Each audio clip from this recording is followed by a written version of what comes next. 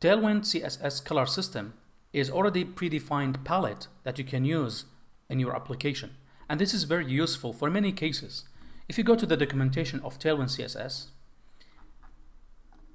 TailwindCSS.com, then go to the documentation. Scroll a little bit down to the customization section and then go to colors. Here they show you a lot of colors they can choose from.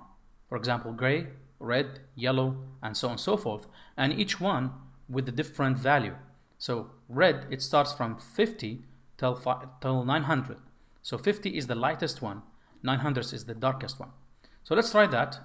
If we say the text color for this one should be red 900. Let's see.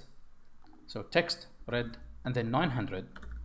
If we save it, we should see the dark red comes out to the page. Perfect.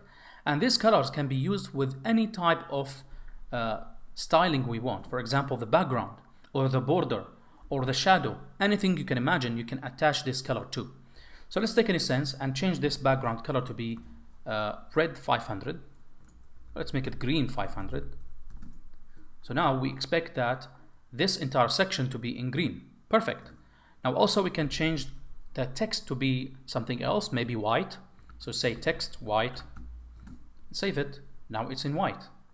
And of course we can add as many utilities we want here. So for example, if you want to center the text, you say text center, save it, and boom, it's in the center of the page. And that's how Tailwind CSS color system works. Let's take another example. If we add a button, and this button, let's say we call it apply now. If we save it like this, the button will look like this without any design.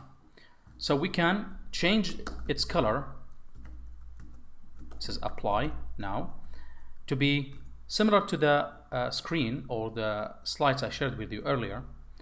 Let's try to have this one, BG white, border red 500, text red 500, and rounded. So let's see if we can get the same feeling, look and feel of that button. I'm going to put the browser side by side so we can see the code and the result immediately. In here we say text red 500, save it, text, sorry. Now it's in red. We need the border, so we say border. And if you just say border, it will apply a grayscale or a gray color border. But we need the red one, so we say border red 500, save it, here we go.